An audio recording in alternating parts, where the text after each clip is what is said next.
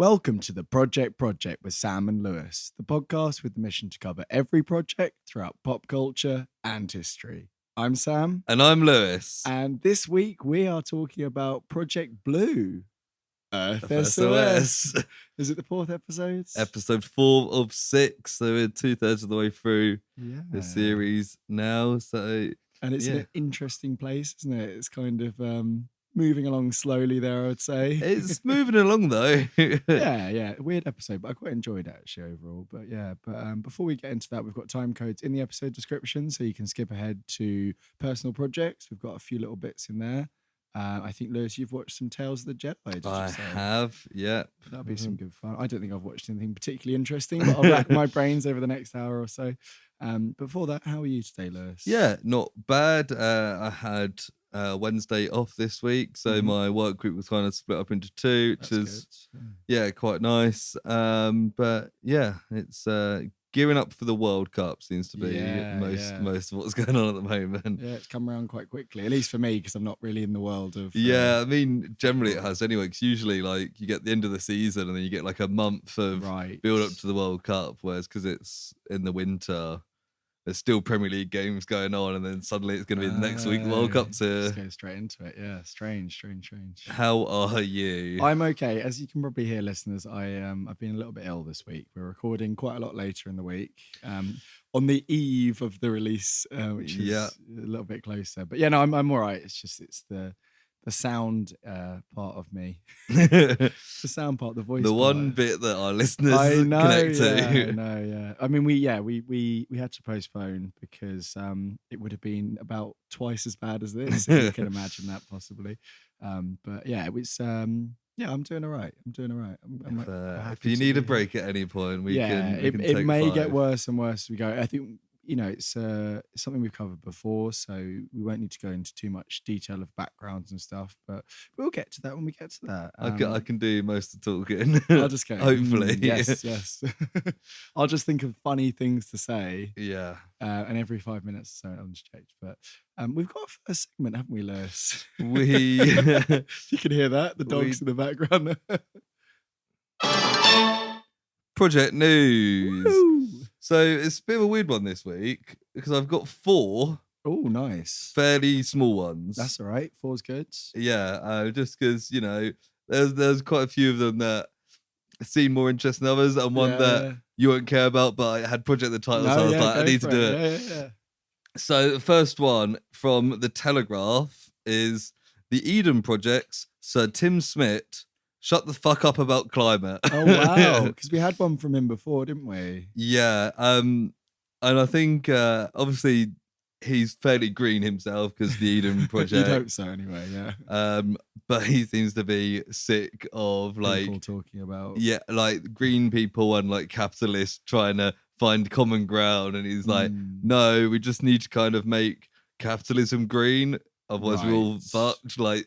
It's basically shut the fuck up about talking about it. Just fucking do it. But then that headline comes across as like, stop doing climate change stuff, but it's not. And he speaks a lot of bit of nonsense in this article. Last time he called people like knobs or something. Yeah, it's to do with people in Cornwall not liking the Eden Project. Yeah, or something, pretty wasn't much. it? Yeah, he said they're all like inbred pricks or something like that, wasn't it? But yeah, I saw that headline and I was like, that's quite funny. It seems very up his typical thing. The second one I've got is Andy Serkis reveals a new Lord of the Rings project he's involved with. Right, okay. I was like, oh, that's exciting. Andy Serkis is great, of course. Right. He's doing the audiobook for the Silmarillion. Oh, fair enough. I think he read all the other ones as well. Yeah, so he mentioned that he's already done The Hobbit and the Lord of the Rings trilogy, and he's doing the Silmarillion.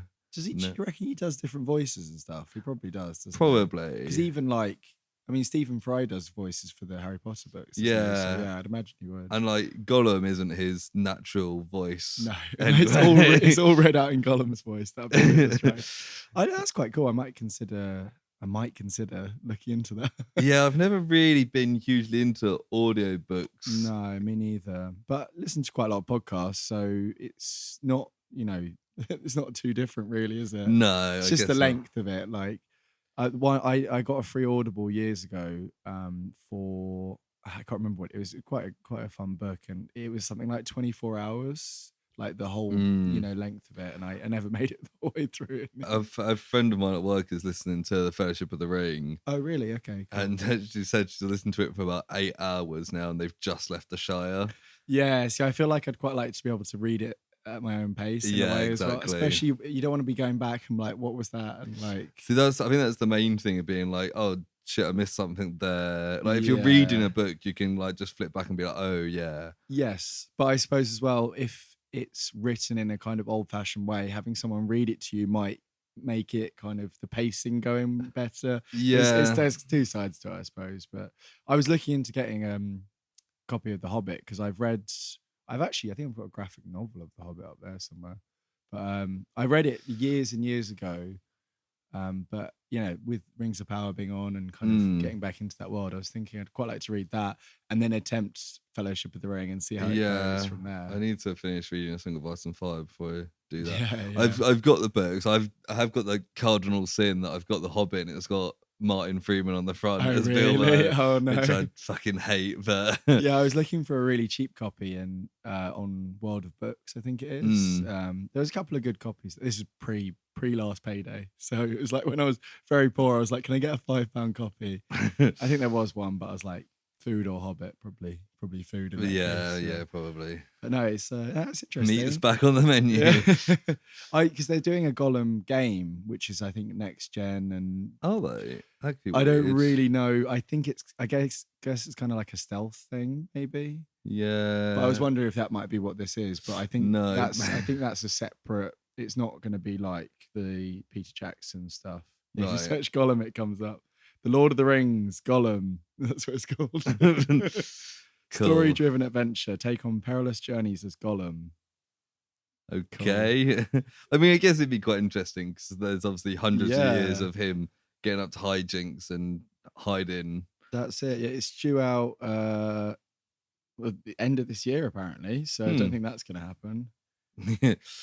Yeah, we'll see. I'm sure we'll hear about it upon release when people complain about the lore or talk about how they got the lore so much better than the Rings of Power. I think I saw a trailer. It looked quite cool. They redesigned him a little bit and it's a bit more caricature-y, but you can imagine quite a cool like world just kind of going through and doing little missions. Have you ever looked up like artist depictions of Gollum, like pre-Peter Jackson I think films? I've seen some recently where he looked quite kind of demonic. And they kind of all. Some of them have him as like a giant or like. Does it not ever say?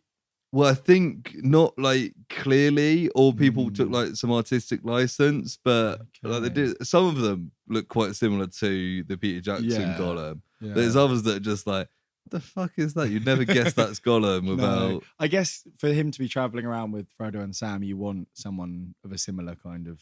Yeah, that makes sense visually, doesn't it? I think a lot of these depictions were early ones before we knew that Gollum used to be a hobbit. Right. Okay, so it might have been like after. Yeah. I was going to say the Fellowship of the Ring, but I'm not sure if he turns up until I don't the Two think Towers. He actually does in the books because in the film we just see him like in the mines in the background. Yeah.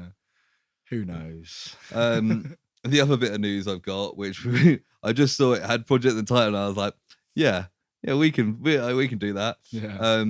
Unai Emery says Aston Villa is the right club and the right project. Nice. And I was like, there's so many like football news stories that have Project in the title that I always there's nothing to talk about there. But one talking about Villa. Yeah, I'm a Villa fan. I was like, yes, fair enough. It's the right project. Oh. And he's the new Villa manager. It's quite exciting news, but cool. Is that quite a positive development from your point of view then? Yes, because the last manager was terrible. Right, okay. And this manager has had lots of success in recent years. So good. Where's he come from? Villarreal. Right. So recently had European success with them. A lot of people have been like, why the fuck's he going to Villa? But that is kind of a good sign for us. Yeah, People are shocked that he's coming. Lift you guys up a little bit. But yeah, it's his first game in charge today at time of recording. Right, By the time of release, it would have been yesterday. Yes. So we'll see. Cool. The final bit of news I've got is from New Scientist. Okay, yeah. And it is Twitter misinformation project may be at risk after Elon Musk takeover. Yes, I can imagine it will be. Yeah. So Birdwatch, which is the thing they have that kind of flags misinformation and add in additional context and stuff, may be in danger with Elon Musk now owning.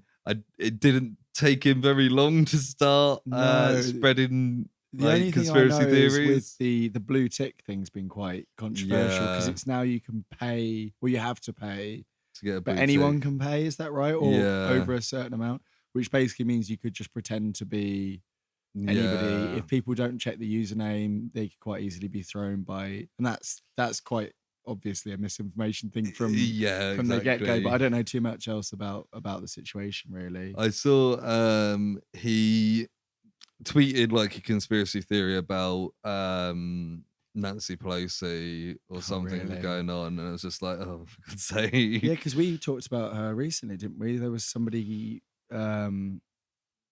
was that on the pod? I can't remember. There was somebody. It was like a home invasion situation. Was that on the pod? That was. I don't think it was on pod. Maybe not. I thought it was a Project News for some reason, but I don't know what it would be. But yeah, I think that was the instant that Elon Musk was kind of talking about and being like it's a false flag or some stupid thing. Yeah, like that, I think he's replying to a Hillary Clinton tweet, but yeah, it seems like Twitter's going to be interesting. I'm not a big Twitter user anyway, but the development over the next year or so. I've seen lots of people kind of saying their farewell to it already and being like, yep.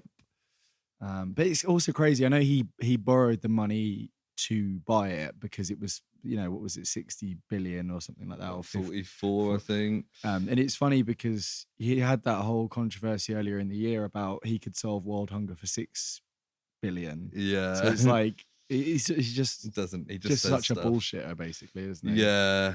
I saw the because it was quite rushed and Elon Musk kind of wasn't really paying attention to it. There's certain clauses in there that he didn't put in because he didn't bother reading it. So like he's such a moron. Yeah, the guy who one of the founders of Twitter has already started making plans for his own social media thing. Because normally it's like a clause that you can't basically just take your work elsewhere. But I think that's just not in there, so he's just going to go and make a Twitter 2.0 essentially. Better get that username in early. We can get the Project this time. Yeah. What is it? Project Pod? That Project Pod. Oh, okay. Yeah, because the character limit for the username means you can't fit the Project Pod in. Right. It's like a couple too long. Yeah. But yeah, something like Blitter or something like that, or it'd be Bleater, some other animal noise. Moo. But yeah, that is Project News for the week. Fantastic. So we're talking about Project Blue Earth SOS for our main topic today. Yeah, episode 4, The Aliens Trap. Do you read us, Invincible? I mean, the first half of it's kind of related to that. The second half is like a ghost story, isn't it? Yeah. I did think it was very, very split in half, this. I know they always have the middle point where it's like, come back in 5 minutes for this. Yeah, it's one of those, it's a 6-part, 45-minute episode series, but sometimes it feels like a 12-part, 20-minute episode series. Yeah, but I think this episode, compared to others, felt especially into, whereas some of them it's like I remember the first one was like, Sky Knight's here and blah, blah, blah. Yeah. Should we talk about what it's about for people who haven't heard before? Oh, yeah. Yeah. Do you want to just tell us what's happened so far? I literally don't remember. One of my first notes was like, so it's like an alien invasion story, isn't it? Yeah. And it's an anime from 2001, was it? I thought it was 2006, maybe. We're back in strong here, aren't we? Yeah. Project over. It's early 2000s, and it's based on, I think, a manga series from the 90s. And basically, there's an alien invasion happening, but it's happening very slowly. And loads of cities got destroyed. There's like a new mega city that's protected. There's a load of kids trying to solve mysteries. it's quite mixed in tone. Like there's a part in this with James where it's like one of the most violent things we've seen in this at all. Do you remember he like decapitates an alien and there's like blood everywhere? I kind of forgot. And then about it's that. like matched with like this little Scooby-Doo gang of kids. There's like 2 boy geniuses, like an annoying girl and a dog.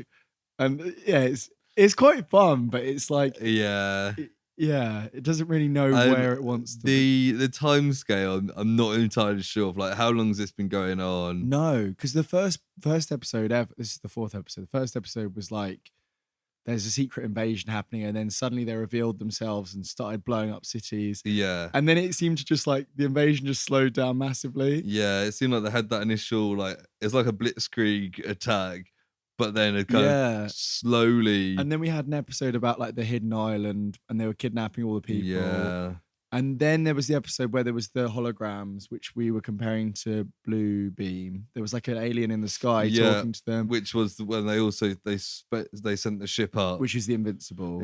So they made like a massive the old people astronauts that just got blown up, and it was like cool, good one. Yeah, and basically the end. I think the episode ended where the Invincible had been like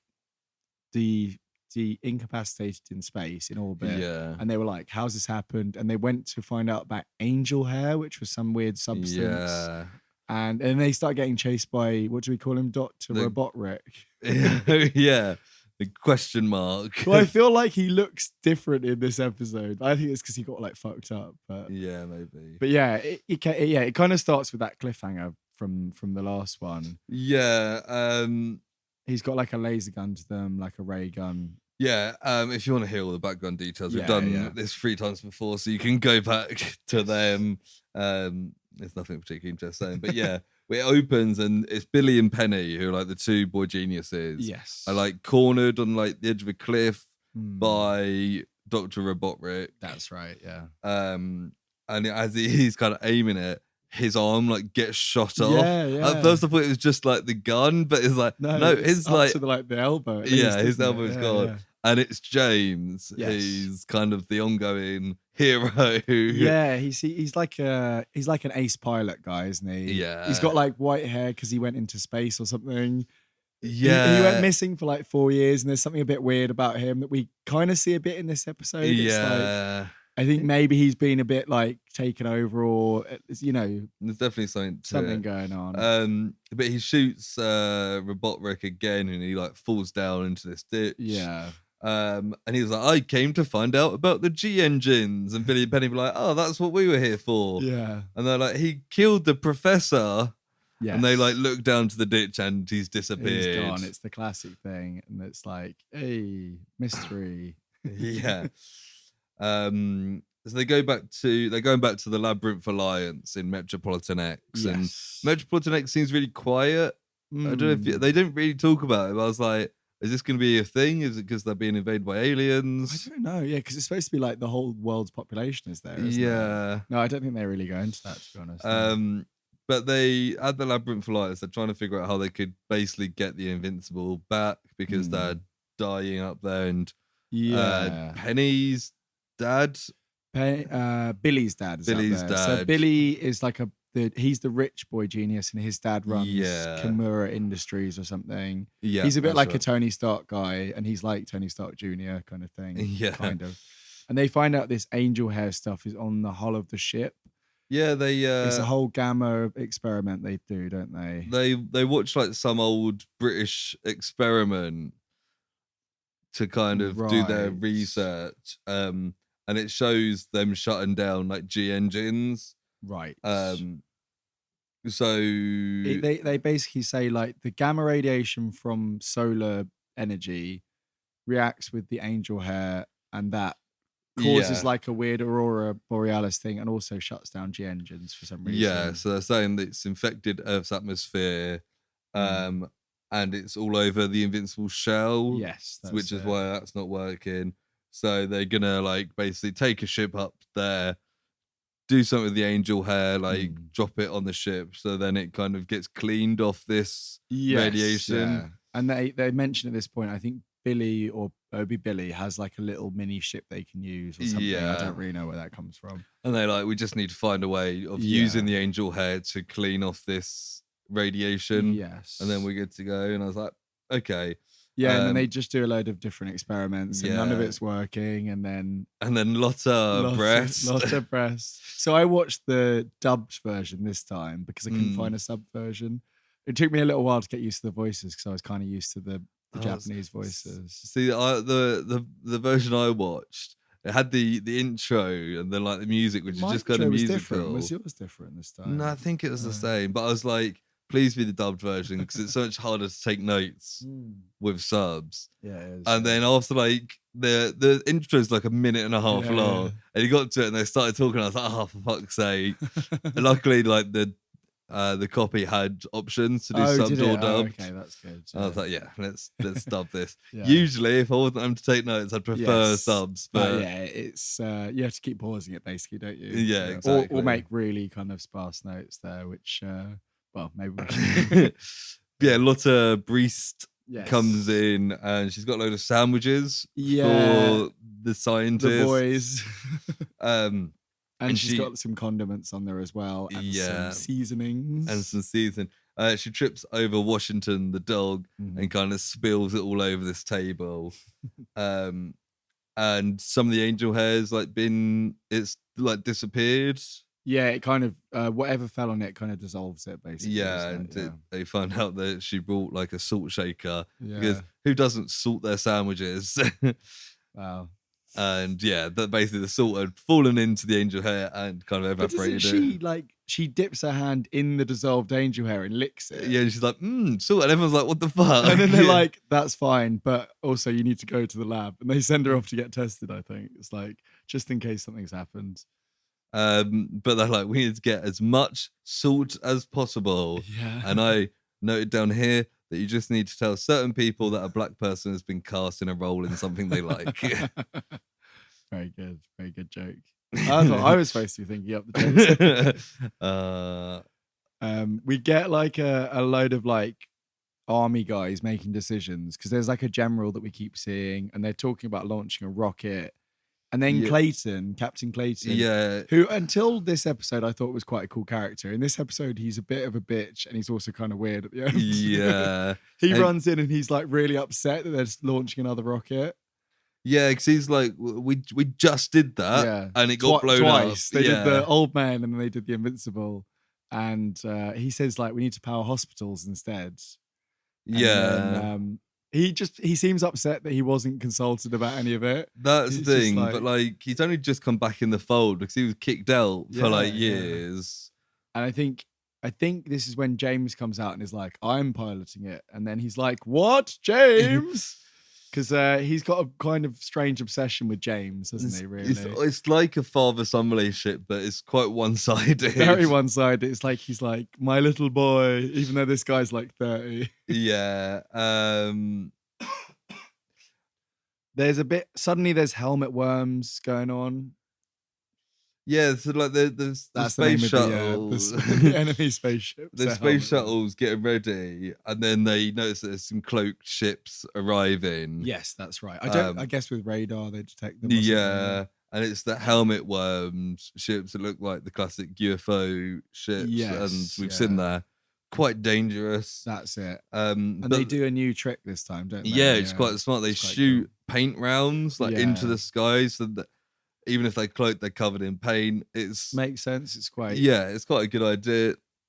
You see it a lot when people fighting against cloaked things. But it's normally like throw a bucket of paint or like flour or whatever. But it makes complete sense. It's a very low tech kind of thing as well, which works here. And then they start shooting at them, but then we get these other things as well, which look very War of the Worlds. That's what I wrote, and I wasn't sure if they were tripods, but they have quite a few legs in this. Yeah. And they call them mammoth worm walkers. Yeah, so they say they look like the helmet worms, but with these long legs, and they only walk. They seem to be, I think they look bigger as well, I think, probably. Yeah. We don't really get I found it funny, though, like, that's mammoth worm walkers. And I'm like, did you just come up with that name? Yeah. And you've just decided the whole world are calling them mammoth mammoth worm walkers. Mammoth.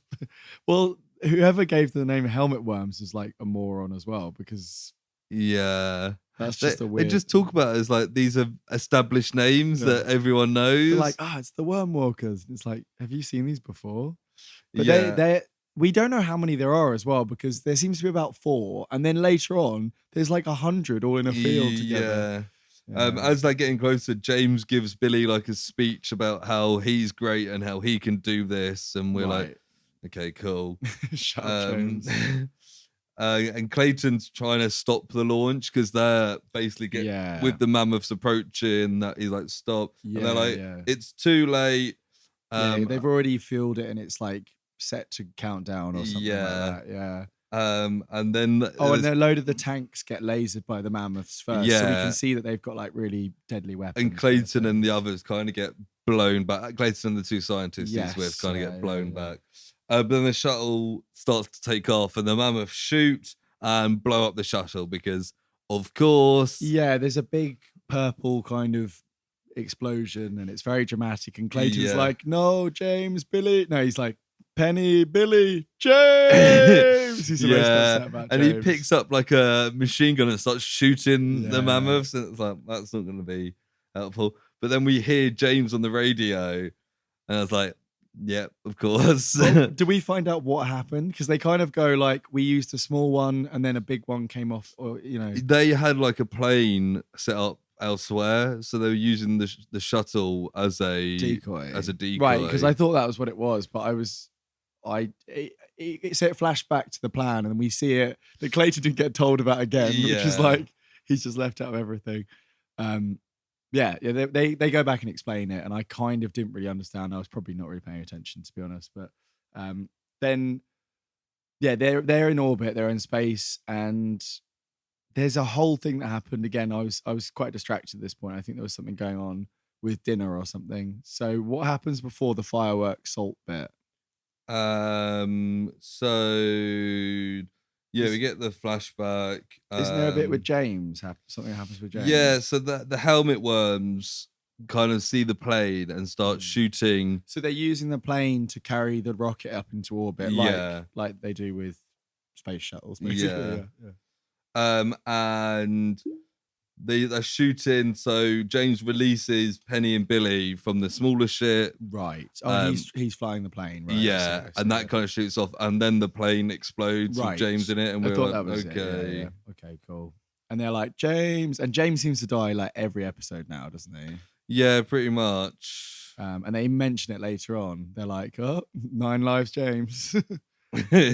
Yeah, I'm glad they did reference that. I mean, obviously, it's getting closer and closer to the fact that something is going on with him. Yeah, we see he's got like a weird eye later, but we see the Invincible. It's a pretty bad state. Like everyone's kind of on the ground, like struggling to breathe. I think their oxygen's all like about to run out, kind of thing, isn't it? And then Billy's dad sees like a ship approaching. Yes, and they kind of get up, and everyone kind of gets up, and Billy sees his dad through the window. And then he can't see anymore, and Penny's like, what's up? And he's like, my glasses are fogged up. Because he's like crying at seeing his dad again. That's cute, isn't it? And then they do the salt thing, but they kind of use it as like fireworks, don't they? Yeah, to get like maximum exposure. Yeah, and when it reacts, it creates like this aurora borealis in the sky, and it's very like pretty down on Earth. And then suddenly we get like green lightning shooting down at the walkers, don't we? Everything's getting powered up, and there's clouds in the sky, lasers shooting these mammoths, and then it kind of comes low and we see it's the Invincible that has very quickly sorted itself out, and everyone's ready to go again. And I think Billy's dad is like, how about them apples then? Like, this guy's quite funny. Yeah, and the Invincible lands, and Billy and his dad are reunited, and Penny and Washington the dog are reunited at the same moment. Billy's dad's really funny in this bit, yeah. Oh yeah, this is the bit where there's so they destroy a couple of walkers with lightning, and then they fully power up and shoot loads, and suddenly there's like 50 in a field that are all like, they're all getting like chain lightning together, like it's quite funny. Yeah, but it shows the Invincible is like really powerful kind of thing. It's invincible, except when it nearly just got beaten. Yeah. But Penny's kind of reluctant to be too happy because and they're like, "What's wrong?" And he's like, "James is dead." And then James appears and he's fine. Yeah, and then that's when they're like, "You've got 9 lives, James." Yeah. Oh yeah, and then one of the walkers like starts breaking. Yeah, open, Washington like barks and runs over to the mammoth, and it opens, and there's like a load of flames and stuff going at the top. Yeah. And like a thing starts getting out, doesn't it? And it's a Bog 1 alien. Yes, which I don't really remember them getting a title. Yeah, and I don't know if that's a slur or not. Yeah, it kind of sounds a bit. I don't know what. It feels like they're just like being racist. Yeah. I mean, so I think when we got the name was when the enemy talked to the Earth via the hologram in the sky. Yeah. I think they introduced themselves at that point. As Bog 1 alien. Bog 1. Yeah, it does sound just like 2 foreign words put together kind of thing. Yeah. Like something you'd see in like a Tintin comic. Yeah, but we get this we get the first look at this alien, and even Penny's like, "No, we can guess that's what our enemy looks like." Yeah, they're like, they're horrible. And it's like, well, they're just aliens. Like, yeah. It's not that. I thought they looked quite like insecty with like 4 well, with arms. the first time we see that one, it's completely on fire, so we can't fully see it. And it passes out or dies. And then we cut to the alien autopsy, and we see they've got an exoskeleton. They're like a bug, and they say twice as heavy as humans. So they're tough. It sounds like they're just filthy bugs, aren't they? But they comment that their evolution is light years ahead of our own. Yes. Which is weird because light years is a distance rather than a time. But we'll overlook that. And then like the hand starts moving of this insect alien. And then we cut to James and they're like, "You've recovered completely." Yeah. And they're like, "There's something's happened with you." He's like, my head hurts. And then this is when we see his eye. And I think we did see this last episode. I remember us having a debate about whose eye it was, because there was a bit where the guy walked in with a suitcase bomb and you see a close-up of a green eye.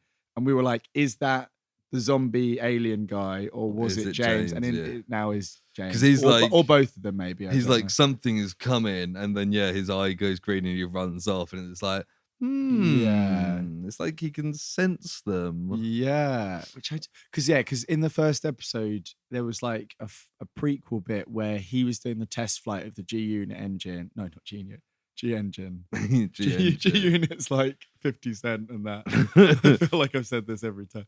And then he went missing for 4 years, didn't he? Yeah. And some of that he was working for Labyrinth, but some of it he might have been abducted or something. We don't know. It's kind of like Will in Stranger Things. Yeah. He might have been like a subconscious. I hope not, but it would make James a bit more interesting because he's cool, but he's a bit one-dimensional. He's just like, I'm the hero. Everyone's a bit one-dimensional in this, aren't they? He's a bit like Maverick, essentially. Yes, yeah. But the alien is basically slaughtering all the surgeons. Yes. Apart from the one who we know. Yeah. Do we know her? She was in this episode. Yeah. Obviously. Even though she was the one leading the thing and she would have been doing like the cuts and stuff. Yeah. But like James like forces his way in and he's like super strong. He like pulls like a metal door like open like foil. And he decapitates the alien just as it's standing over the last woman. It's very anime. It's like he grabs like a fire axe kind of thing and he like shoots past it like a samurai. And it's like the blood spatter and everything. And then it's cool. Like hits the floor and then I think it's still moving, and they're like, "This thing doesn't want to die." And it's like, they're pretty tough motherfuckers. It's like twitching a bit. And then we're at a funeral. Whose funeral? I don't know. I've written at a funeral for some guy, and I'm like, I'm aware lots of people have died. I think they mentioned earlier they were like, so however many people have died so far, we can't let blah blah blah. So it's either the old men or. It didn't look like a group funeral, did it? It looked like a single. Yeah. And like I can't think of any main characters that have died. Maybe it was James's and they'd already booked it and they thought we'd just go through it. Because there was Penny's mum, but she died like 20 years ago. She died 20 years, and then James killed her again last episode, which was quite cool, actually, wasn't it? Yeah. That was see, there's always like a kind of intense, graphic violent moment. bit. That's like probably the best bit of each episode. Yeah. Or at least there has been these last two. I literally have no idea. Oh, it could be the professor who got killed. That would make sense. Is this Professor Stevenson or is that someone else? There's someone else. Okay. Because this is, do you remember when they went to the library, the librarian who knew all about angel hair? Yeah, and then Dr. Robotrick killed him. Yeah, I guess it's him, but he was only introduced last episode. Because when they're looking at the photos, it's Stevenson and that guy and the ghost girl. Yeah. So it will be this guy. Yeah. That makes sense. I mean, if we'd watched episodes back to back, we probably would have remembered it rather than being like... But he was only introduced one episode ago, so he's not a continuous character. He was in one episode. Yeah, he might have been in the previous one. No, he's in it for like 10 minutes and then he gets killed. Okay. Anyway. Yeah, so funeral, and then the kids wander off. They look at old photos. No, discussing Robotrick. Yes, and they see a photo of... the dead professor with a mystery guy, and in the middle is this ghost girl who we saw in like episode 1. She keeps reappearing and going like saying cryptic riddles about aliens and stuff. I thought that so they talk to the widow. Yes. And she says that was taken during an experiment. And it was a ghost that kept turning up. Yeah, and that's when they find the name Professor Stevenson. Yeah, I thought Stevenson was Robotrick. They looked really similar, but he's not. They might end up being like an evil twin or something, like an evil brother, because they both got. So, for anyone who hasn't picked up yet, the reason we call him Robotrick is because he looks like Rick from Rick and Morty mixed with Robotnik from Sonic the Hedgehog. Although in this episode he doesn't have his sunglasses on as much, which makes him look more like Rick than Robotnik. Yeah, so they still got the big moustache. Well, actually now. He gets an upgrade in this episode, which is more like a Robotnik thing as well. So I still stand by it. But they're like Professor Stevenson, and it's like, do we know that name? I don't know why we should. But he like passed away like 30 years ago, and he you know. So they say. And from this point on, he literally comes up like every 5 minutes. Yeah. It's really funny when they look at that dossier and then they look at the end and it's like, this is my Professor Stevenson. I was like, for fuck's sake. Yeah. Like, and it was completely unrelated. They got that from, anyway. Then the kids. If the librarian guy hadn't have died, the rest of this episode wouldn't have happened. And this is what I mean. Like, so we skipped over the fact that, so pre-funeral was the mid-episode break, the ad break. Yeah. And then the rest of this is like, it is an entirely different episode, isn't it? It is. I mean, it feels more like that Scooby-Doo kind of ghost hunting investigation thing for the most part. But the first half is like, it's wrapping up the war is happening, they're battling, they're getting their ships, fighting against the aliens, and then this turns into a bit of a little mystery plot. And it's like, what's happening with the war? You know what they should... I'm always like, what they should do, but like, have the kids have this adventure while the adults are doing the war stuff. Yeah. And you don't even need to cut back and forth. You could do this is happening at the same time, flashback 24 hours. Yeah. The kids have no business in that war room, first of all, as well. Kids don't belong in war. I mean, I think we can all agree on that. But Penny, Billy, Emily, and Lotta. Yes, and Emily is the nanny of Lotta. Not Lotta, but is also like a spy. Yeah. And she's still working as the nanny. Even though and I don't think she has any lines in this whole episode. She might not know. She drives the car and stands there for them. But they head to Stevenson's like mansion. Well, they go to like a gas station and there's like an old like harbinger of doom that's like, don't go up to that castle. Classic like redneck on a rocking chair. And he's like, if you go up there, you're gonna see some ghosts. Basically. It's evil and cursed. And they go up to the spooky house and there's a girl that answers the door. And I think they think that it's the same girl, even though she doesn't look the same. No, they do know her because later on they know her name. Because Penny's like, oh, it's you. Yeah, I don't know. And then Emily's line. She mentions Professor Steamson, and the girl slams the front door. Well, it's Steamson's granddaughter, we find out. Yeah. But maybe they saw. Remember, there was a bit where they saw like a girl running around in the city. Oh yeah. Maybe that's her somehow. Yeah, that would make sense. I can't remember where that went. They didn't go anywhere. It was just a way of like Penny being distracted to go somewhere and then something happening. Oh yeah, because he thought it was the ghost girl, and they do look a bit similar, but like only in the same way. They've got the same color hair. Yeah, I think she's like older by like 10 years than this guy. But yeah, Emily's like, there's nothing more we can do, and they kind of like leave, and I was thinking like, it's not like, you know, the world is at risk or anything. And also they're like working for like a government multinational, thing. You know, if she shut the door on them. I guess there's nothing we can do. The human race is doomed. Yeah. I mean, also we find out there's some weird motives going on because this girl clearly can help them in some way, or, you know, can illuminate something, and is choosing not to for unknown reasons. Yeah. So there must be something to that, but they don't know that.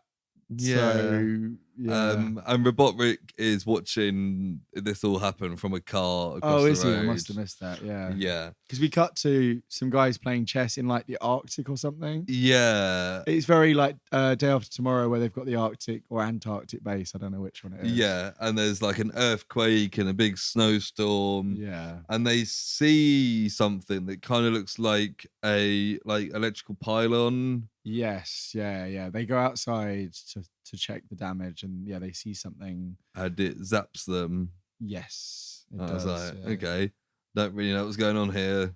No, but then from then on, we see. So they mention about Steamson's granddaughter. That's when they kind of identify her. Yeah, it's Margaret Steamson. Margaret, okay, yeah. I don't think I. And they're like, she knows something. And we see that it's snowing in the middle of summer. Yeah, everyone's quite surprised.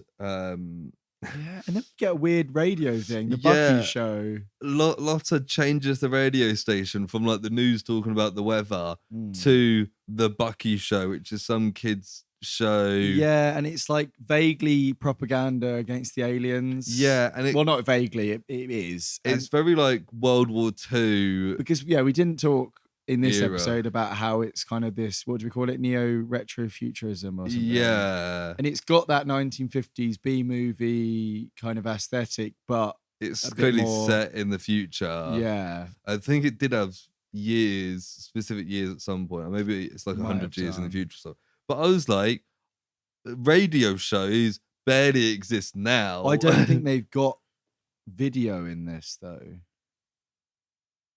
I can't think of any moments when they like video through to someone, because I think it's that kind of like Fallout thing where it's like it's the future, but it's the technology hasn't progressed that much, kind of thing, or progressed in certain ways or not others. Yeah, maybe, I'm not sure, but I'm kind of struggling to think of any screen stuff. Yeah, because the whole hologram in the sky was like, oh, we can see them, kind of thing. Yeah, I may be wrong, but it turns out that Billy's dad is funding this as part of like a propaganda against aliens. Yeah, and he brings Lotta like a toy. Yeah, like a plushie of Bucky. Not Bucky from Zeta Project or Winter Soldier. I was gonna say, yeah. I don't know that Bucky. It's not a film with Project in the title, so I'm not familiar. That's right, the Winter Soldier Project.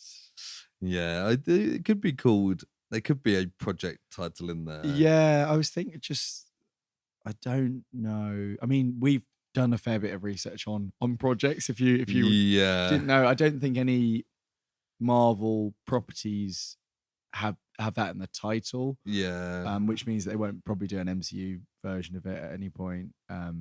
There's a couple of storylines and stuff that do, and there's stuff like Extremists and stuff. Iron Man stuff. I think that's Project Extremist, but.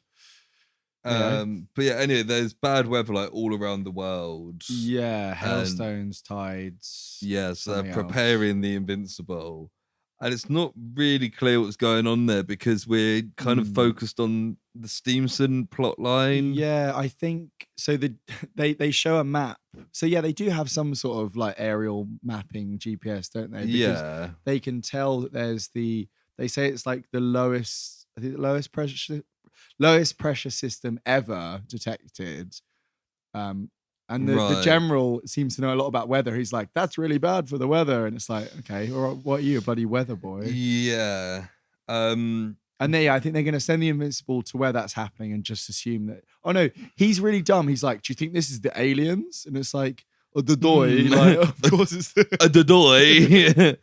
Yeah, we're at war with these aliens that have got like unknown technology and powers. And he literally just said this is the lowest weather system pressure we've ever seen. In summer. I think we figured out they were in like Louisiana. Yeah, or like Tennessee or something like that. Somewhere in the southern states. Yeah. And it's like, yeah. I reckon those aliens might have something to do with this. Yeah.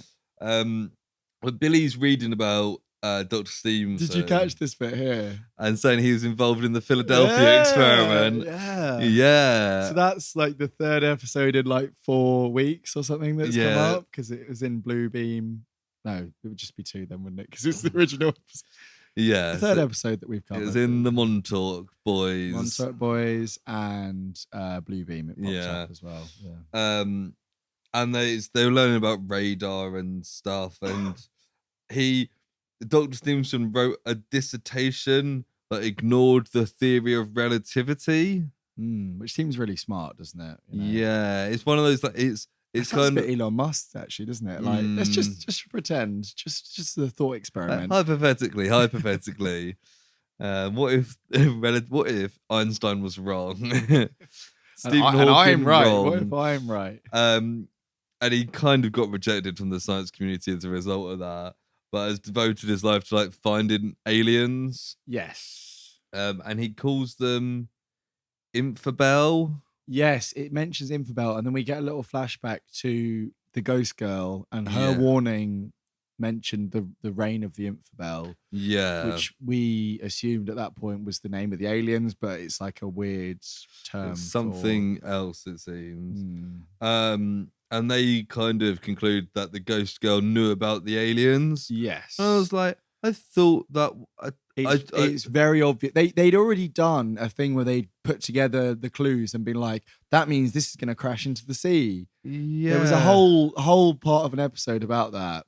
Like... But I guess they're like scientifically like being like, this is another thing. Did they think this ghost warning just before an alien attack had nothing to do with aliens? Yeah, because there's cause and correlation, but there's, being dumbass as well, isn't there? Yeah. But the press and the media are saying there's going to be a new ice age if this carries on. Right. So it's basically, it's getting worse and worse. And this, again, it's very day after tomorrow, actually, isn't it? When they end up having to kind of battle through the weather. And that they're planning for restructuring the world based on this. And I was like, that's very quick. Like, this ice age is like a day old, and it's probably to do with this alien invasion. Yeah, they're kind of jumping ahead a bit. Yeah, because they want to get back to the Stevenson mansion because they're like, shit's going bad.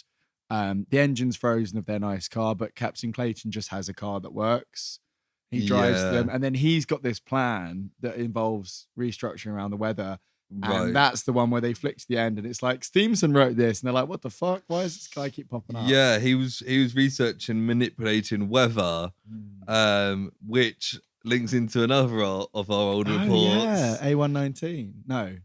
No, Cumulus. Yeah. What was A119? That was the plan to blow up the moon. Oh, that was, Cumulus, which was weather manipulation. So they're all popping. Can you imagine if the rest of the series was just like all the projects? All the different projects, yeah. I mean, we could do that. We could write our own thing. Oh, that'd be quite good, actually.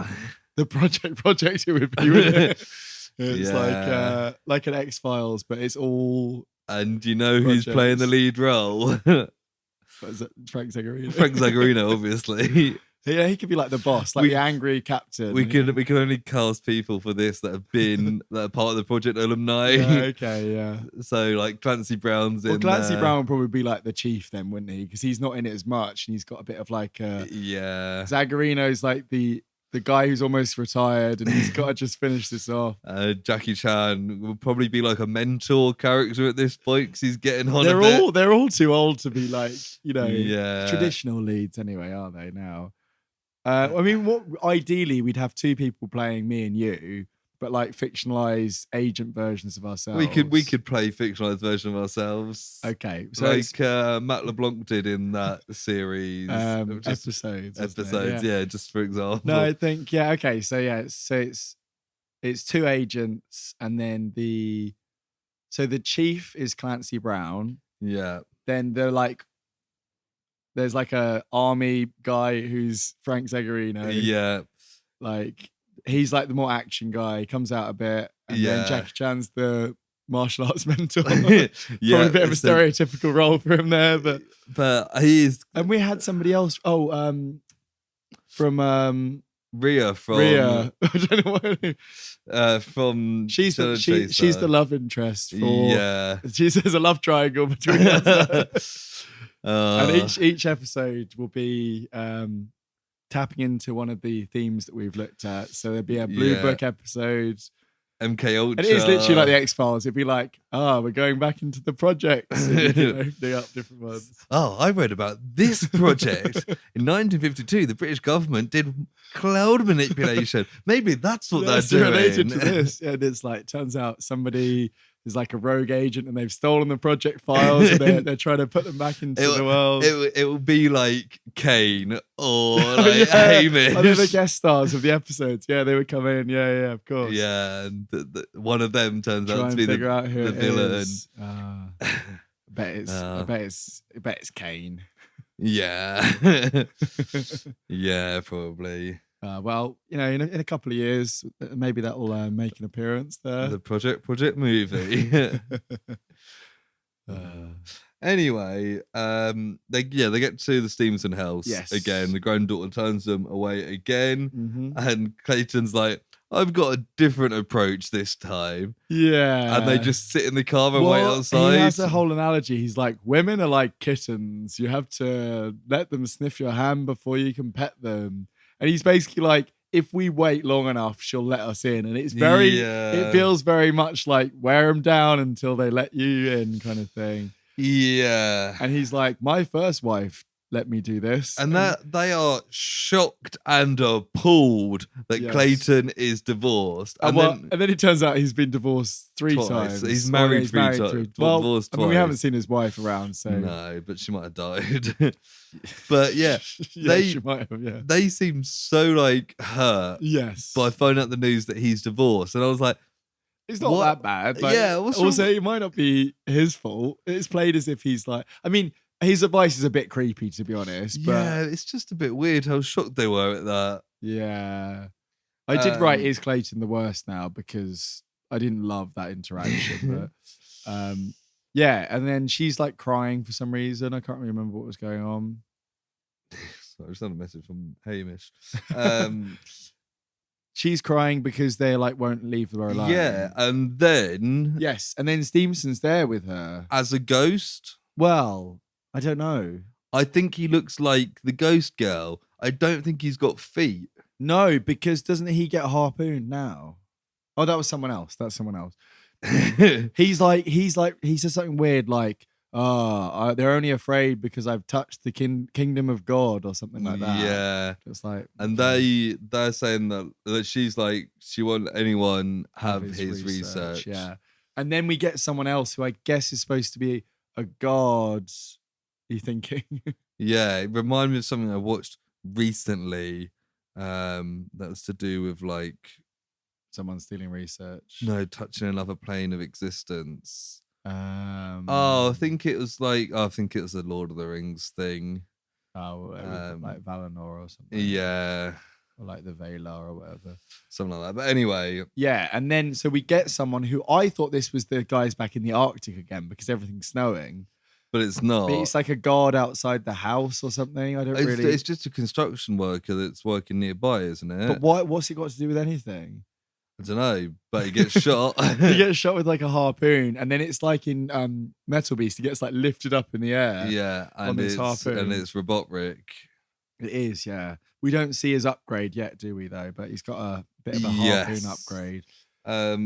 And Margaret's lights go off in the house. Oh, that was it. So he must have used the construction to cut the power or something. Yeah. That's right. Okay, yeah. a window gets smashed, and then Robotrick is in her house. Yes. She screams. Clayton and the rest of the gang. He's like, where's the element X? And we're like, okay, this is just a whole new thing. We've gone from Angel Hair at the end of one episode. They love bringing in like the it's mystery like a little box mystery box, isn't it? Every episode's like, what else can we bring in? And the names are getting more and more ridiculous. So, I mean, Angel Hair was like, I mean, it's a pasta as well, which is quite funny. But at first they called it like Hair of the Angels. Yeah. And then they found it was actually called Angel's Hair. And now we've got this chemical X, Element X, which is almost worse there. Yeah, and they all come in and like, hey, what's going on? Yeah. And he's got like this claw now, hasn't he? Washington like attacks and he's like looking for texts or something. I don't know. Like research, I think. Yeah, maybe. It's the Element X. Probably. Yeah, he's looking. I thought you meant like text on his phone, but I was like, I don't think they have mobile phones in this. No. But anyway, his claw. He's got like a weird metal kind of. It's like the cartoon, the comic version of Ulysses' claw from Black Panther. Yes. Like kind of symmetrical. I don't know how to describe it. Where it's like it's not a human hand. It's like it almost like a dinosaur kind of claw, but metal. Yeah. And then it's got a harpoon in the middle that pops out. Yeah, essentially. Like a supervillain arm thing. I don't know. It's a really bad description, but it's just a weird arm thing. A weird arm thing. And he hits Washington the dog away, and then he tries to shoot someone and it goes out the window instead or whatever. Yeah. And he kind of jumps out the window. Oh, Clayton shoots him a load of times. Right, okay. So we've seen that he can already survive quite a lot. Yeah, unless Clayton's really bad at shooting. Well, no, because James shot his arm off and shot him earlier as well. So okay, that's what I mean. Like he's pretty. Yeah. Penny sees that Margaret is injured and is like, "Oh no!" Yeah, like her upper thigh is very like outer upper thigh is very, very scratched. Yeah, I don't know if the claw got her or Clayton shot her. Maybe, who knows? And Penny seems really attached to this girl that he chased in the street once. Yeah, it felt very much like Penny's setting up to have a romantic thing with this girl. Yeah. Lotta's probably too young for Billy, but maybe it will go that way as well. Not that everyone has to have a romantic pairing. I think Billy and Penny should have a romantic pairing. I mean, every episode it's like, now they're friends. Now they're rivals again. Now they're friends. They just love each other too much. They do, yeah. They're like snowed in, aren't they? And they're trying to look after this girl. And she's kind of recovering, but she's in bed and things aren't looking good. I think it's probably like quite a bad injury, so they want to get it checked out. And the phones aren't working because the storm and stuff. This is what reminded me of Day After Tomorrow. It's like when they're in the library and it's like it's snow everywhere, and they're like, we can't get. And Penny's help or whatever. makes the heroic choice to go out and get a doctor, and Clayton decides to go with him. I think so, yeah. And then they're all like, no, but he's like, I'm going to do it. And he starts on his journey, and then that's the end of that story for that bit. Yeah, and then we see the Invincible land at the Arctic or the Antarctic. And we also see Sky Knight taking off as well. So I guess James is like escorting it somehow. And they see the big pylon thing. Right. Yes. And they say, it's the bug one alien base causing the weather. It's like, adoy. Adoy. Yeah. And like, fuck's sake. And then we get the voiceover guy. The only bit I noted, he says something about next week is a crucible of excitement. Don't miss it. I don't think that's a correct term, is it? And then no, but then after the credits, there's the recap done by the characters. Oh, you missed that one this time. Oh, so it's Billy and Lotta reviewing the episode because Penny is lost in a snowstorm. Right. I was like, okay, but it's still quite jovial. But sometimes they do like a preview, don't they? Whereas this one's a recap, is it? Okay. And they make a joke about I think Billy calls it a blizzard, and Lotta thinks he says blister and then lizard, and there's kind of a joke about blisters and lizards, and it's like, no, it's a blizzard. Wow. It really is a weird tone. I feel like that is probably a dub joke because I don't imagine that translates, that joke. And the joke might have been better in Japanese, and they've just gone, what's a kind of phonetic joke we can do? I mean, I'm glad I didn't hear that, so that's worked out quite nicely there. Yeah, that is the end of the episode 4. What do you think of it? Mixed. Like, yeah, I would agree. I quite enjoyed it still. But it feels like we've had like 3 episodes in a row that haven't really done. Like, it started quite strong, didn't it? The first episode. Yeah, so. And like Zeta's very episodic, and a lot of the time you end where you start. That's fine. Yeah. But this is like 45-minute episodes, and there's only 6 of them. And this feels more like a modern series in that it's not a Saturday morning cartoon, and it's an ongoing plot line. Yeah, and it's short, like you say, short. Run but long episodes. Yeah, so. But like, if you compare where we are now compared to where we were after like episode 2 or 3 maybe, it's not that different. They've just learned a bit more about the aliens. They've gone through some troubles and some tribulations. The pacing is very, very at strange. The end of the day, they're still not much further along. I mean, the focus seems to be more on the mysteries than the alien invasion stuff, which I guess makes it a bit more unique. Yeah, but it's still just a bit like okay, like. But the mysteries seem to be, instead of like an ongoing mystery as much. Yes, they bring in a new mystery each week. Yeah, they do. And like, it's enjoyable. Don't get me wrong. I just feel like it doesn't feel like a 6-part series that you think would be more plot driven. Yeah, it doesn't feel like there's any momentum to it at all. It feels, which is why I think this episode starting off, I was kind of like, where are we at? And then halfway through, you're like, oh, okay. That's done. Yeah, I presume the next episode will set up the final. Yeah, I mean, an episode where Penny's in the blizzard and James is fighting stuff in the Arctic, that could be quite fun. Yeah, but I guess, they'll probably... But that'll only be the first half of it. They'll probably take that... But they also said that is the base of the aliens. They're based on Earth. Since when? Since we saw it earlier in the episode. Yeah. I used to assume they had a spaceship or something. We literally don't know. Oh, they had the island as well as their base at one point, didn't they? They did, yeah. But then that got blown up, I think, by like a little bit of dynamite. Yeah. Yeah. No, sorry, it was 2 lots of dynamite because James had a suitcase and Clayton had like a suicide vest. Do you remember? Yeah. So I guess next episode they'll destroy that base, maybe find out more about Margaret, Stevenson, and the ghost. Yeah. And then that'll probably be it, really, won't it? I mean, I'm imagining that the ghost is probably like the daughter of Stevenson and the mother of Margaret or something like that. Yeah. Or like the dead sister of somebody or something. But maybe they're not dead because But the ghost element of it seems a bit far-fetched still, doesn't it? Yeah. But then if you thought that Stevenson was a ghost, then were you pretty sure? Yeah. Like if he was kind of in the shadows. If you're going to go back and watch it, like, you know full well I'm not going to go back and watch it. But if you go back and look at it, like he hasn't got feet. It kind of fades down towards the bottom. Okay. I'm pretty sure it looks the same. I was going to get it up on there, but I don't care that much. Yeah, maybe I want to have it, as a surprise for next time. That's what I'm thinking. Yeah, maybe if I try and get a clip for this episode, I might go through it and find bits and I can just double screenshot that bit. Yeah. But yeah, no, I mean, I wouldn't say that it's made me any less excited to keep going. No, and it wasn't bad. No.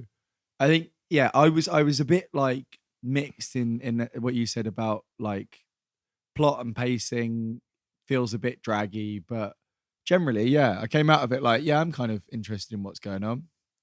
I'm kind of interested, especially as we're now past the halfway point and it's like, there's not loads that they can drag this out. There's only 2 episodes left, even if it's, I can't imagine this being satisfying, but it is what it is. We'll get round to it. And maybe our next ongoing anime series will be a little bit faster paced, maybe. Yeah, although that doesn't really progress. That's more episodic anyway, isn't it? No, I just mean any next. Oh, because there's no, because there's a few more anime stuff, so we can have to have an anime ongoing. Pretty much, it covers one of the bases of fandoms there, doesn't it? We've got people who love 90s cartoons, almost early 2000s cartoons. People love animes. We had people who loved Sky TV. Yeah. Yeah. Do you wanna give a rating to this episode? I'm pretty sure I've got a number in mind. I think I'm gonna go with a 6. Might be a bit high. But I was also gonna go with a 6. I think watching it was more like a 5 and a bit, but talking back on it, I'm like, yeah, it was probably a 6. Yeah, fair enough. Like it kind of just breezed over me a bit, but yeah. But there was elements I liked to it, so yeah. I think definitely. I think 5 would be a bit harsh, and although all these ratings are completely unrelated to the previous one, yeah, it feels more like a 6 to me than a 5. At this point, you know what I mean? I think I can't remember our ratings for this, but I think they've mostly been around 6. I remember episode 2 was quite slow and boring. That was the island one. We had fun with it. The first episode I think was the best one so far. Yeah, it was more action led and it was setting up this story. And I think we thought it was going to be more of a war story after that. Yeah. But yeah, cool. So that is Project Blue Earth SOS, which means now it's time for Personal Projects. And this time, it's personal. Projects? So, Sam, what have you been watching or anything else? Yeah, I've been watching a couple of bits and pieces. The main thing that I've watched recently is Guillermo del Toro's Cabinet of Curiosities. Yes, on Netflix. On Netflix, yeah. So I watched that in the lead up to Halloween, and I think I watched one episode after Halloween. So, yeah, going back a week or so now. You haven't watched any yet? No, I've been meaning to, but I've been watching other bits and bobs here and there. But I won't go into too much there. It's an anthology series along the lines of kind of Love, Death and Robots. Yeah. I would say much more consistent than those. It's all live action stuff, and it's different directors, some of which you know what they did and some I didn't anyway. And Guillermo del Toro does the kind of introduction. He's curated it a little bit and stuff. And there's quite a few actors you'd recognize throughout. How many episodes is it? It's 8, I think. And they vary from about half an hour to just over an hour. All kind of varied horror-ish themes. Like, no, I wouldn't say any of them are particularly scary. Depends what scares you, I suppose. Some of them are a bit goofy, and there's 2 that are based on H.P. Lovecraft stories, which it's more of his kind of supernatural stories than like classic kind of Cthulhu type stuff. But it's really good, and I've got notes on each of them. So if you do get a chance to watch it at all, I can come back to those. I'm planning on getting around to it at some point. So. Yeah, in the next couple of weeks or whenever we can go through those. But other than that, I've watched through Big Mouth season 6. Okay. Which I don't love Big Mouth, but I've watched every season so far as it comes out, and it's quite a nice kind of weekend background thing.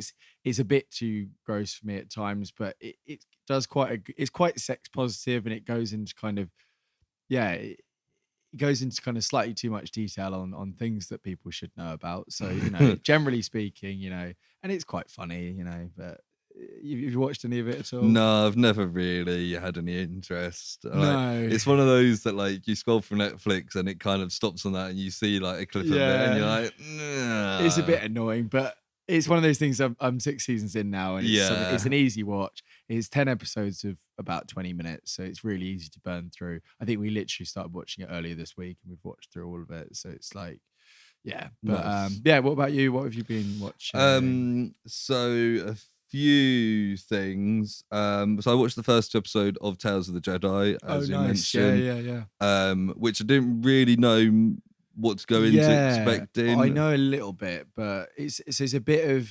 Ahsoka and a bit of prequel. Yeah, so the first 2 episodes are prequel, and you get introduced to, it's like one of those standalone like village stories, and there's 2 Jedis, and you're like, I think I know who these are, and then by the end of the episode, you're, oh yeah, nice. Yeah, nice. It's, is it young Dooku?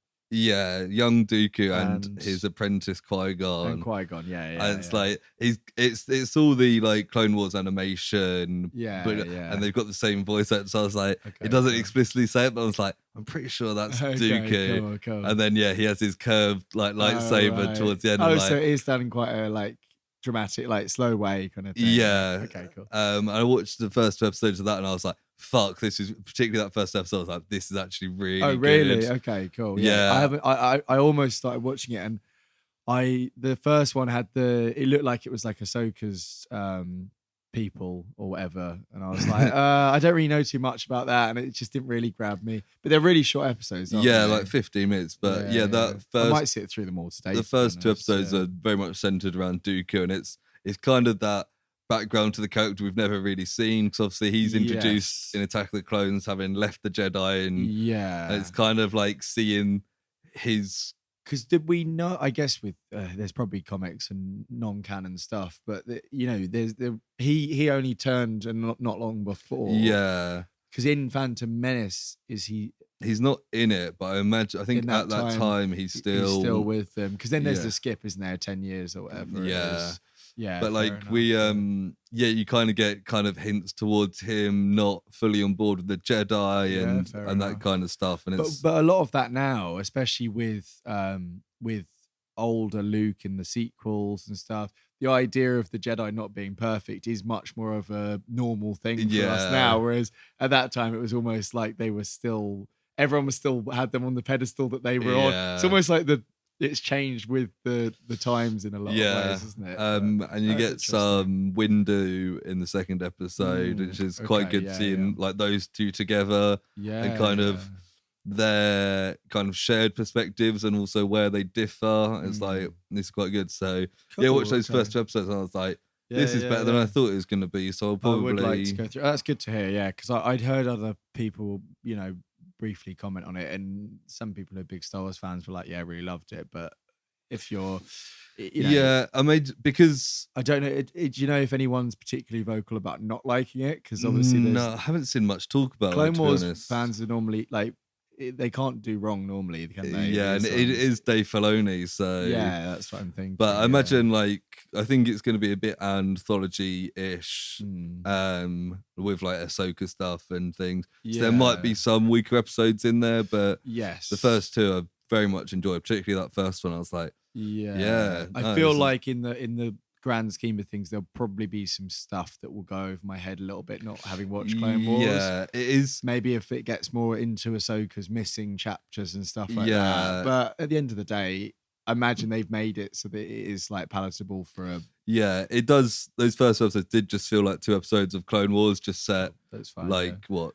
I mean, it may earlier. even get me back into Clone Wars, because I know that I was doing that Essentials episodes thing, and I dropped off of that, but I was going to get to a certain point and then just watch kind of onwards from there, Yeah. I think I'd got to partway through season 2, and I think I was going to keep going to 3 and then just watch onwards. But, yeah, fair enough. But yeah, it's worth doing. So yeah, I'll probably watch more of that at some point. One thing, I wasn't going to bother bringing it out until I noticed that. So I watched Mr. Bean's Holiday earlier this week. Have you seen Mr. Bean's Holiday? I have, yeah. I really like Mr. Bean's Holiday. Yeah, it's great. I think it's a really good film. But like a lot of that film, he's traveling through France with this like 10-year-old kid. Yeah. And I was like, holy shit, I kind of recognized that kid for some reason. And I looked him up. So in this, he's Russian, isn't he? Or is he not Russian? He's a French kid. Is he French? Okay, yeah. Well, no, they think Mr. Bean's Russian, don't they? Because there's a whole thing. Yeah. But I was like, I recognise this kid, looked him up, and he's Isildur from Rings of Power. Oh. And I was like, that's so weird. I can see that. Because he's literally like 10, like the actor's like 10 in this. And there was just certain things I looked up and I was like, it's Maxim Baldry. And I was like, that's so random that I just happened to watch this film as well around this time. How good. But I was like, that's funny that he was in Mr. Bean's Holiday like 15 years ago and is now a Isildur. That's really funny. Yeah. No, I hadn't even. Yeah, no, I can see the face. I can picture it. Yeah. It's like, oh, that's bizarre. The other thing I watched, me and Christina watched a new Netflix film, Choose or Die. the other day. Is that has it got the guy from Sex Education, Asa Butterfield? Asa Butterfield, I remember it coming out. Yeah, it's a bit like an escape room kind of situation. Yeah, so the idea is this girl who's friends with Asa Butterfield, played by Iola Evans. Basically, she finds this old like computer game and they find it together, and it comes up on her phone and it's like choose or die, and it kind of makes other people start doing stuff, and you have to choose like what's going to happen next, and it's like so like a choose your own adventure but in real life kind of thing. And it gets quite like graphic, and is it quite horror-y then? Yeah. Cool. And as it kind of builds up, you're like, oh shit. And I thought the ending was a little weak, but the kind of concept and the idea was quite fun, and it was like, oh yeah, this is quite interesting. It's kind of like each day it comes like an it comes to her day, she gets another like trial, and it's quite interesting, and it kind of plays into, you know, her own traumas and stuff like that. But it's quite good, and sounds quite good fun. It's worth a watch. Still in the kind of spooky vibe a little bit. I'd quite like to check something like that out. Yeah, it was. It wasn't fantastic, but it was a fun little kind of small time Netflix film, and I was like, this is all right.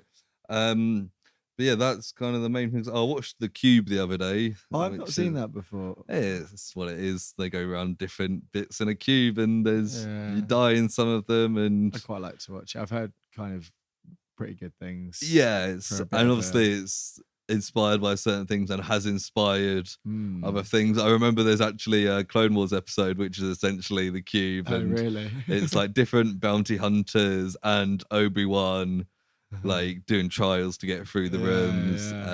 But yeah, it's fine. It is what it is. Cool. It's worth watching at some point.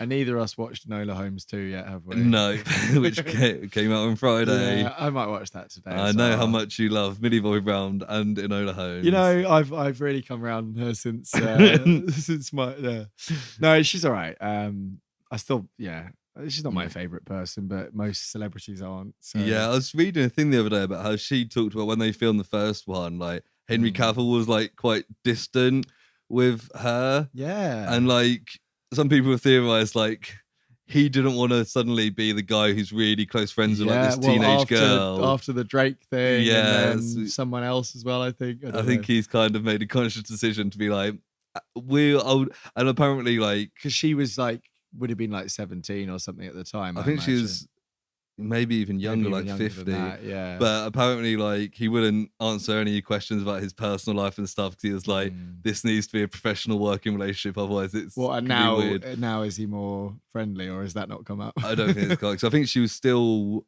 underage when they've done this second one. Be, so yeah. I mean, even so, it's still that kind of it's a bit of a he's also shame, I think he's probably very careful. He seems like a careful guy, and like in terms of his image and stuff. Yeah, I know that I was talking to Amy about this recently. I know there was a thing where he not came out, but he revealed that he was in a relationship with a woman, and he made it public, and it wasn't anyone particularly famous. It was somebody maybe in the industry, and he was like, but also like, it's my thing, and just kind of stay out of it. Yeah. And I think he then had to do another post like, I kind of regret doing that because you've all gone a bit mad about it. And it's well, speaking of Henry Cavill, we had some revelations about The Witcher in the last week or so, didn't we? Which I don't think we talked about, but it's come after, so he's leaving after season 3, which I guess has been filmed now. Yeah. And it's gonna be Liam Hemsworth, which is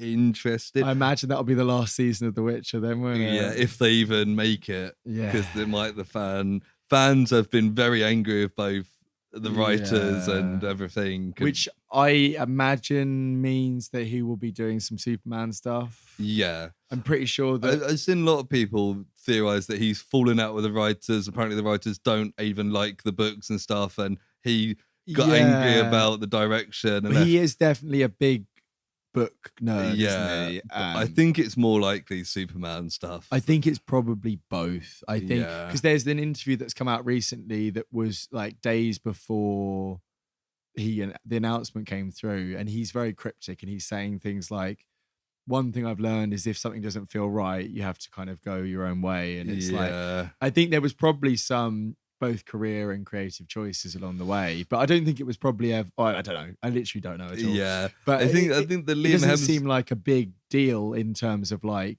anyone was mistreated. Hopefully. Yeah, I think it was probably just I think creative differences. he And says something Superman. like in the books, Geralt is much more like philosophical and he's smart and he talks quite a lot. And they reduced him to kind of a grunting muscle guy, which is kind of like in the games, which is like the game. So I think that's probably where it is. It's a bit of, but yeah, I think Liam Hemsworth is weird casted. I think they probably what would have been easier and made more sense if they picked an older actor.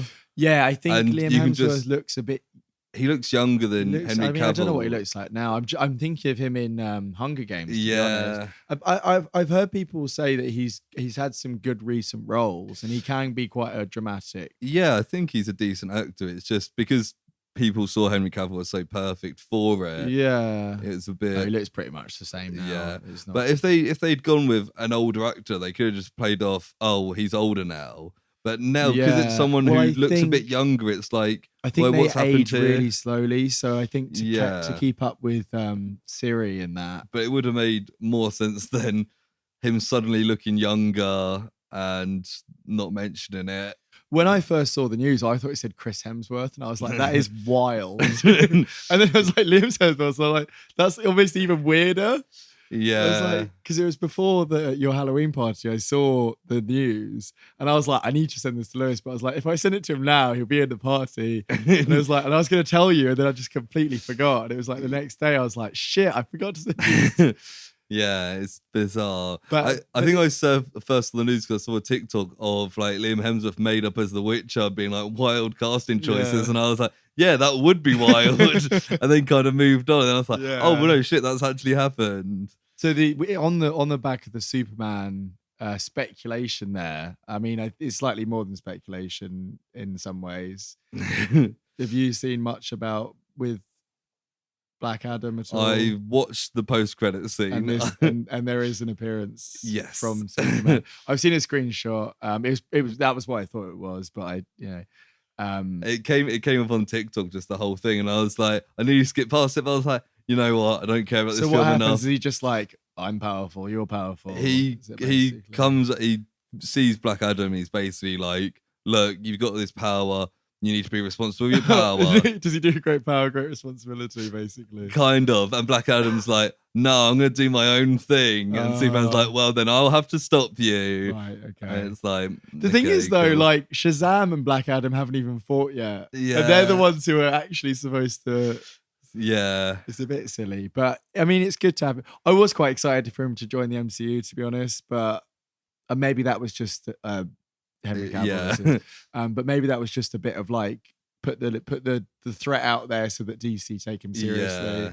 There's also been loads of stuff about him being in House of the Dragon, but I think that's all. I think because people loved him so much as Geralt, they were like, and it's the white hair as well. Isn't it? And they're like, he's a nerd that understands nerd things. Who could be in the House of the Dragon?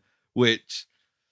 I mean, some people, he's always been a front runner for people as casting of Robert Baratheon during Robert's Rebellion. Right. Because he's got that kind of size and kind of... Did we ever see him in any of those flashbacks? No. I know we had who's now Elrond is... Ned Stark. Ned Stark, isn't he? No, we never saw Robert Baratheon, but he's always been kind of a fan cast. But the thing with that universe is they generally cast unknowns. Yes. Like we had... We have like the odd one like Sean Bean or even like Matt Smith as Damon. Matt Smith, but it's like in House of Dragon, House of Dragon's a little bit. It's Matt Smith and Paddy Considine who are only really well known, and Sneaky Otis as well. Yeah, but like someone on the level of Henry Cavill. Yeah. Well, at one point there was a dual thing of Henry Cavill and Elizabeth Olsen both supposedly being cast. I don't see either of those. No. So Yeah, and then people have launched and gone, oh, he could be Aegon the Conqueror if they did a Yeah. prequel thing, which maybe, you know, would be quite cool. But yeah. again, But that's that would be 5-6 years down the line. Yeah, and he's never really spoken about. He's probably read of Song of Ice and Fire, but based on everything else, you know. But there's no guarantee that he's even interested. No. But yeah, that's that. Have you got anything else? No, nothing else that's of note. We are going to catch up on Andor at some point. So if you're waiting to hear about our thoughts on that, maybe next week, depending on how quickly we can get through. Yeah. We thought we might as well get up to date rather than do like a half catch up. So yeah, exactly. We'll probably do 4 or so episodes in a row, either next episode or episode after. Yeah. Depending on how things go. We'll probably be one behind because we normally are, because of when recording to release times, TV shows are released on weird days of the week. Everything should be released on a what would work Tuesday. So it's after the episode, but we would have seen it before we record. And then we release on Monday. Yeah. We need everything needs to be released on Tuesdays. I don't think anything's released on Tuesdays. No. It's Monday. Well, we get Monday stuff that's released on Sunday in America. Yeah. We get quite a lot of Marvel stuff seems to be Wednesdays or Thursdays. Yeah, I think Andor's Wednesday or Thursday. Yeah. Rings of Power was Friday. Friday's the classic night, but, you know, anyway. It's too late for us. But yeah, if you've enjoyed this episode or the podcast as a whole, previous episodes, then give us 5 stars. It's much appreciated as always. You can get in contact with us directly though. Yes, you can. You can send us an email at theprojectpod@gmail.com, or you can find all our social medias in the link tree in the episode description. So if you want to suggest any future topics for us, any criticism, positive or otherwise, you can send it across there. If you have done any, wow, it's really windy outside. If you've done any research yourself, we had recently a lovely channel reach out to us on Instagram who are doing their own coverage of the Zeta project. Yeah. DCAU Watchtower, I think they were called. Have a little look at them. They are currently doing a documentary with the creator of Zeta, apparently. So I'll have to check that out. Maybe get some little insights before we revisit the world of the Zeta project. But generally speaking, just let us know if you've got any thoughts or suggestions. Yeah, and I'm finally up to date with the TikToks now, so and me with the YouTubes as well. Yeah, so get on them, and they'll be all up to date. And we can start putting clips and leave stuff. some comments on there as well. You can do suggestions that way. Share it around. Share the love. But yes, thank you for joining us. I will hear you next week, and I'll see you in the Antarctic. Sure. For the ghost town thing. Harpoons. Robot wreck. Grenade launchers. Chemical X. Bye.